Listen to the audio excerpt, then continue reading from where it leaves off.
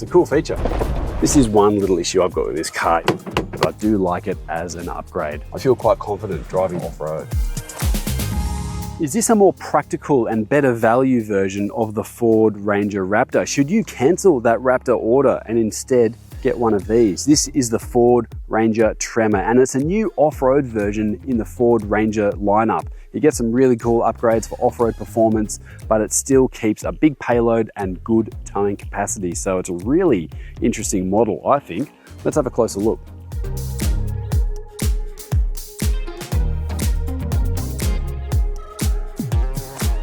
Couple of interesting little details on the front of this Tremor. Firstly, you get a blacked out Ford grille. That is pretty cool and a little bit different, I suppose, to the regular blue one on the front there. You also get these little auxiliary driving lights on the front there that fill into this space. Now, we did spot this space before and thought, I reckon Ford's going to stick some lights in there. Well, they've done that now with this Tremor. Now, this is matched to LED reflector style headlights. You've still got that same old C-clamp style driving lights there. I think this Ranger is a great looking vehicle overall, and you get some fog lights lower down as well. But most importantly for this Tremor is the wheel and tire package, and of course the suspension. Now, these tires, these are general grabber all-terrain tires. In terms of diameter, they're not that much bigger than what you get normally. This is a 17-inch wheel, so really good for off-road usage. But the most important thing here is the fact that you get light truck construction with these tires. So they're more durable, they're stronger, they're more puncture resistant, and of course you get a good tread pattern for off-road grip there. Now, you probably can't see it at the moment, but if you get underneath and look behind, you do get some really nice upgraded dampers with this Tremor. So these are from Bilstein. They're a bigger damper overall. They've also got a reservoir, a piggyback reservoir, as they call it, for additional oil capacity. So they're going to be more durable. They're going to have better performance. They're going to be more resistant to fade as well. And we'll see how these things perform off-road in a minute, but I do like it as an upgrade. Now, further back here, one little detail you might not notice. Normally Ford will stick V6 on the side or bi-turbo or something like that. This Tremor is only available with that 2-litre twin-turbo 4-cylinder engine. You can't get a V6 Tremor, and it also comes with AdBlue, which is a little bit of an anomaly, I suppose, in the rest of the Ranger lineup. But here, it's a bit of a clean skin on that side. Keep people guessing, I suppose, what you have or what you don't have. Side steps, I recognize these from the Raptor. They're quite similar overall, nice and grippy. It's almost like skateboard grip tape on the top there, but they look quite sturdy, and I think they look fantastic as well from an aesthetic point of view. Further back, of course, the same wheels and tires there, but underneath, you've still got good old-fashioned leaf springs. They are a different tune, I think, in comparison to other Rangers, but what you do have there is still a good load capacity. A nice big bump stop I can see there, actually, which is a nice thing to have, and of course the upgraded Bilstein dampers as well. It's yet another special edition in Ford's already extensive Ranger lineup, and it effectively picks up where the old FX4 left off. This is called Tremor now, and it brings it in line with the F-150 and Ranger Tremor in the United States, and it provides a similar range of upgrades. It's priced from $69,690 before on-road costs, which puts it at a $50 premium over a regular Ranger Wildtrak and $3,550 more than a bi-turbo Ranger Sport. There's upgraded suspension in this Ranger Tremor, which uses beefy Bilstein position-sensitive dampers, which also have piggyback reservoirs for some additional oil capacity. These are matched to new springs in the front and the back, and it sits behind 17-inch black alloy wheels, which are wrapped in general grabber all-terrain tires. There's a 26mm suspension lift in this Tremor, which is achieved by using springs all the way around. New springs, by the way. They haven't used spacers like some others do, and I see that as being a little bit of a shortcut. This is more of a proper job in my view. There's some additional off-road technology in this Tremor as well, with things like rock crawl driving modes, trail control, and a trail turn assist, which I'll get to show you in a minute. Otherwise, the Ranger Tremor is based upon the mid-spec Ranger Sport grade in terms of equipment, but we do get some changes here. There's things like rubber floor mats, embroidered seats, overhead auxiliary switches, and a so-called long leg sports bar. Ranger Tremor is only available with the 2-litre twin-turbocharged 4-cylinder diesel engine, which Ford calls bi-turbo. So no, there isn't a Tremor V6. But this engine makes 150 kilowatts and 500 newton meters, running through a 10-speed automatic gearbox. Now, it's worth noting that Tremor does pick up Ford's selectable clutch-based all-wheel drive system, and this is an important upgrade compared to the part-time four-wheel drive system seen elsewhere. This allows for 4-driven wheels on the bitumen, but also a proper four-wheel drive system for off-road. Now, unlike other Rangers and similar to the recent Wildtrak X, this Tremor does come with what's called selective catalytic reduction, otherwise known as AdBlue. Now, what is this? The car effectively has a tank of urea stored between the chassis rails underneath somewhere, and what it does is it injects this into the exhaust stream to effectively reduce the amount of harmful emissions coming from the exhaust. It's not a bad thing, but it's also an additional complication and thing to consider when you're traveling longer distances and towing and going off-road and that sort of thing. And for those who do want to tow, the inclusion of an integrated electric brake controller, which is nicely designed and easily accessible, is a great feature. Now, the Ford Ranger is one of the most popular options on the Australian new car market, and I think this Tremor could be a really good choice. So if you've got a friend who's looking at the Ford Ranger, send them this video because the Tremor might be the right choice for them. Four-wheel drive utes are a hot ticket in Australia. We seem to just not get enough of these vehicles. But if you're in the market for one at the moment, don't forget to head over to Drive Marketplace and see what's about. If you're familiar with the Ranger at all, the interior of this Tremor spec won't really come as too much of a surprise overall, but there are some changes here which I think do help.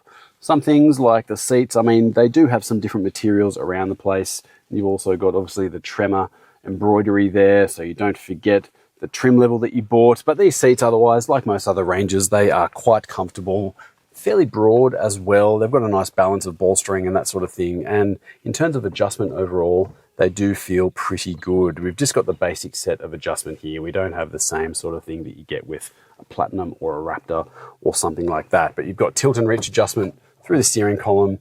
And generally speaking, this Ranger is ergonomically really nice. Now, we do get rubber floor mats in this vehicle, which I think is a really good thing. They do feel nice and quality. They're easy to clean. You can take those out and hose them down after a day of forward driving. That's a good thing to have, I think. You've also got a little bit of rubber in here for this little shelf in front of the passenger. Handy bit of storage, but you don't get the cup holders still. That is something that's reserved for Wildtrak and up effectively in the Ranger range, which is a bit of a shame, I think. I think Ford could maybe start to trickle some of that stuff down into other trim levels because it's really handy to have those extra cup holders, I think. Now, in terms of the infotainment display, we've got the portrait set up here. It is the smaller infotainment system that Rangers use. You can get a larger one in other trim levels, but for me, this one is perfectly fine. It's big enough. You've got all the features and you've got an operating system as well, which is quite good overall in terms of getting around, understanding what's happening. You've got some good shortcut buttons there. Operating speeds and response times are pretty good. And of course, you've got Apple CarPlay, Android Auto, digital radio, native navigation, and actually this trim level, I've just come across it now, does have a good 360-degree camera system. It's good for hitching up a trailer or something like that, but also just a bit of extra vision when you're going off-road. Not a bad thing to have. But we do have some physical controls here as well. So there's a volume dial in the middle there, and then some physical controls for your dual zone climate control, which for me is a real winner. It's just easy to use. You're driving along. You don't even really need to have to look where you're going. You can just reach for it, do what you need to do, crank the fan speed up and down. It's just a good way of doing things. A little bit further down, we've got a wireless charging pad. We've got USB A and C power, plus a bit of space for a few bits and bobs, whatever you want to chuck in there.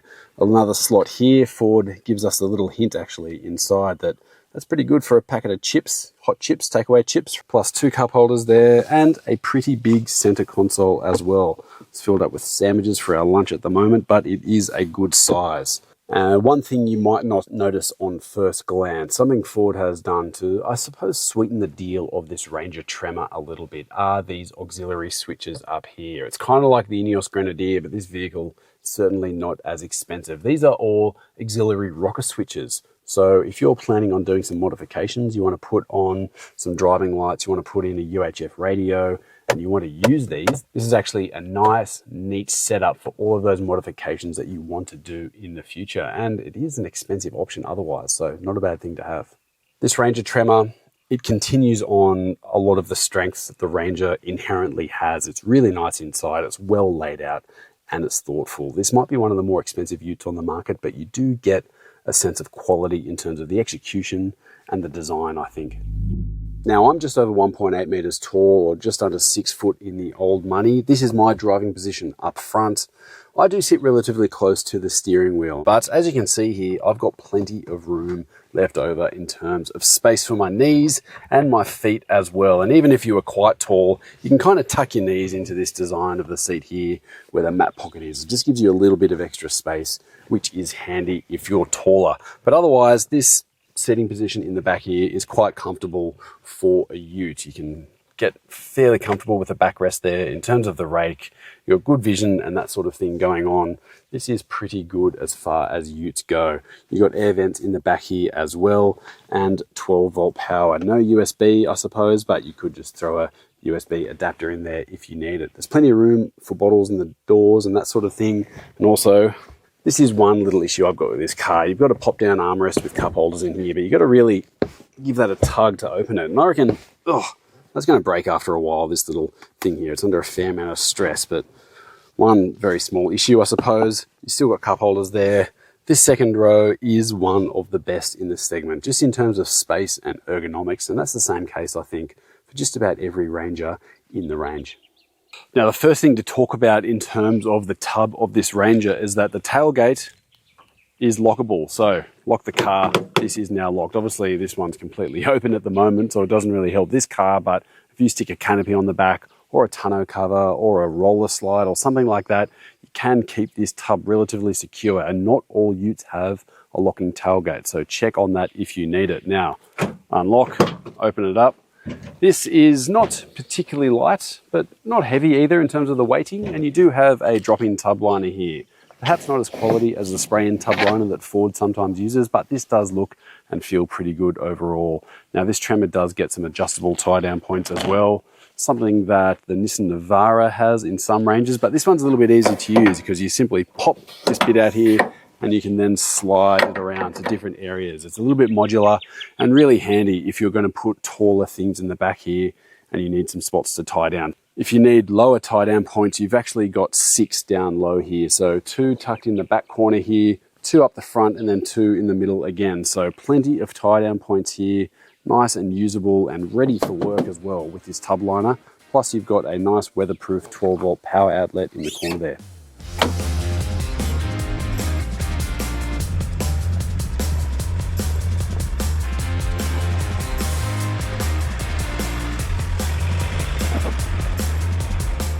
All of the upgrades and changes, mechanically speaking, to this Tremor are worthwhile ones. They're meaningful. This isn't just one of those so-called sticker packs. The tyres, they increase grip. The suspension setup, aside from being just a better quality damper for things like endurance and durability, they give a bit more articulation off-road. And this Ranger does feel nice and steady and easy, but it's also joined by a good set of technology here.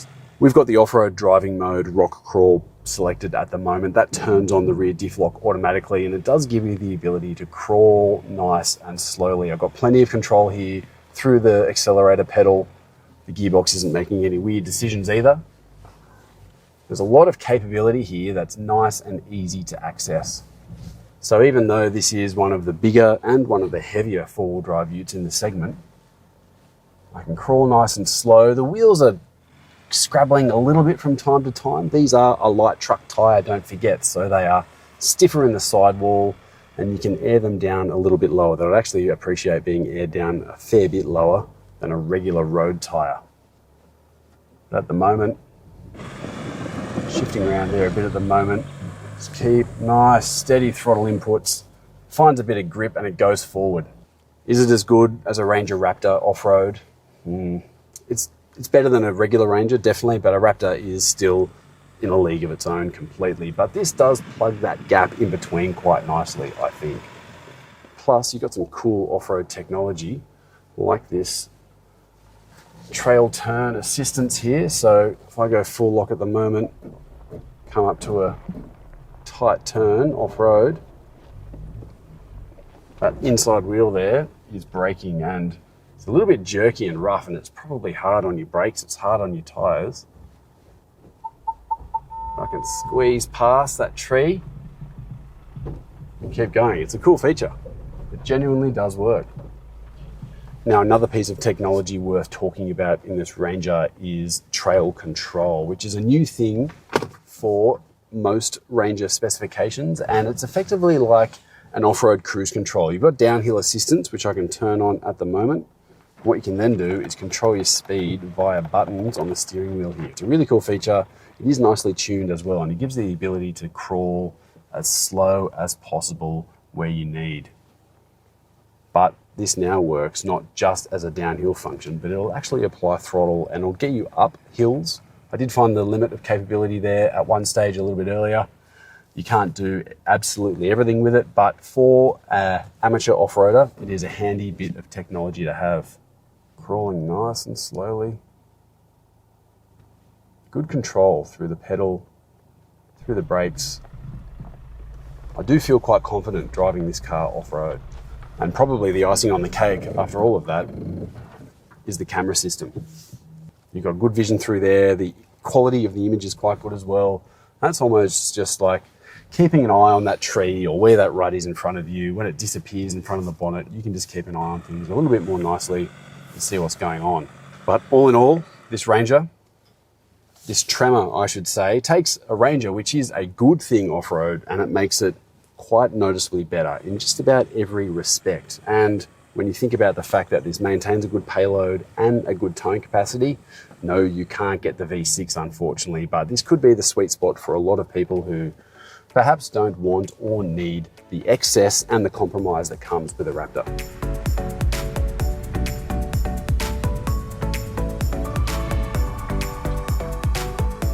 And that really is the appeal of the Tremor in a nutshell. The upgraded suspension and tyres from the factory, using really quality aftermarket brands by the way, takes this Ranger up a notch or two off-road, but it doesn't go to the same cost or compromise as what you get as a Raptor. No, it won't jump and slide and perform as well, but you still get good payloads and towing capacities. And for many, this could really be the right fit, provided of course that you don't have your heart set on a V6, because this is 4-cylinder only.